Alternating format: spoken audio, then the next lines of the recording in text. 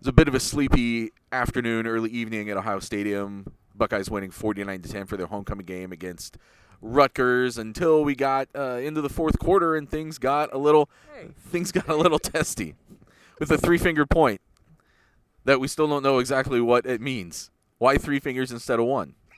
And why? Well, anyway. Ryan Day and Greg Schiano kind of went at it for a second, but it might have been not them going at each other. We're not completely sure.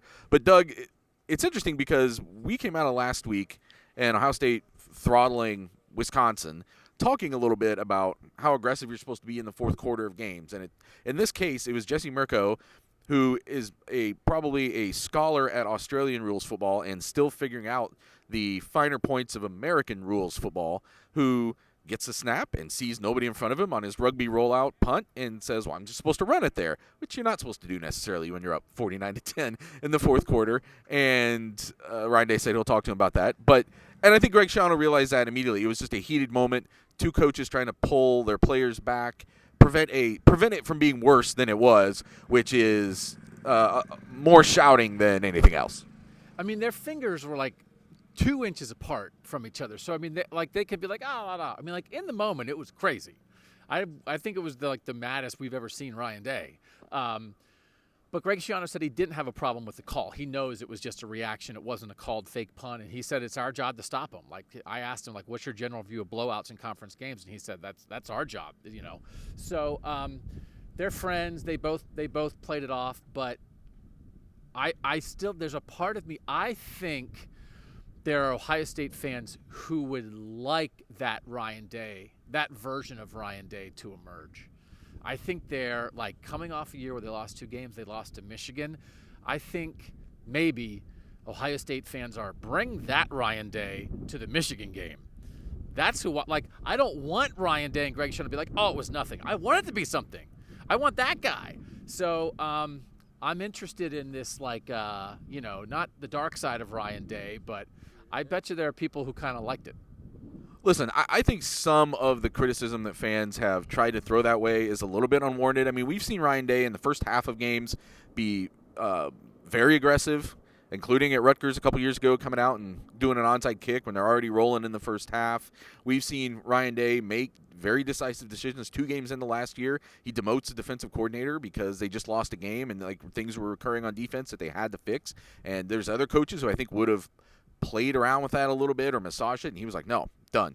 We're switching things up, and no looking back. And so some of the stuff, I know people wanted like more aggressive play with the backup quarterback, especially late in games, but I think Ryan Day is plenty feisty enough, and it's interesting that you mentioned the Michigan game, because last year after the Michigan game, Jim Harbaugh kind of called out Ryan Day a little bit with his some people are born on third base and think they hit a triple or whatever he said. And Ryan Day has been hasn't responded to that publicly. He may respond to that publicly on the field in that game if he gets the chance. Steven, just your take on what unfolded today and whether it was any revelation of who Ryan Day is. I mean, he's got a little edge to him, I think, this year, maybe more than past year. I think we did a video on that earlier this year. Does he have a little bit more edge to how he's talking about things? But not necessarily that, but 2019 Maryland game, they score a touchdown, then they get an onside kick, and they go score another touchdown. All that stuff's in the first half.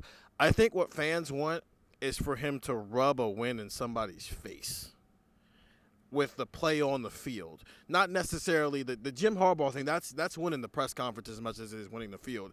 The Michigan game is a great one to bring up. He wants what happened today with Jesse Mirko, even if it was by coincidence because Mirko just went off script there, and as Ryan Day put it, was just being a football player. I think fans want to see something like that when Michigan comes into here, and then kind of it feels like, yeah, I meant to do that. And it's because of X, Y, and Z. I think people want to see more of that, not just in the first half when you're supposed to be, aggressive, but in the second half when you're up 35-10. Yeah, I think given the opportunity, I think that would happen against Michigan. I think today was just a confluence of events, and I think both coaches came out of this. But I understand it's a confluence of events, and the Australian kid ran with the ball. Ryan Day went like this to Greg Schiano. So like, wait. Was he pointing at Greg Schiano or was he pointing at his player? So, but Ryan Day in the moment got hot. So I don't take out the fake punt. Let's start with I'm mad and I'm not going to pull myself back from being mad and pointing and shouting at an opponent. I think Ohio State fans like that. Yeah, I bet they do. I bet they do. And I think in that moment he doesn't know that Crookshank's going to get ejected, which he did, and he might have just been pointing at him saying, like, that guy needs to get ejected or that guy needs to go, something like that. We weren't down there, unfortunately, didn't get to hear exactly what happened. But we'll be talking about this more on the Buckeye Talk post-game pod. And get the text, 614-350-3315, because that's where Doug was texting exactly what Greg Schiano had to say about it, and where I was texting exactly what Ryan Day had to say about it seconds after it came out of their mouth from Buckeye Talk.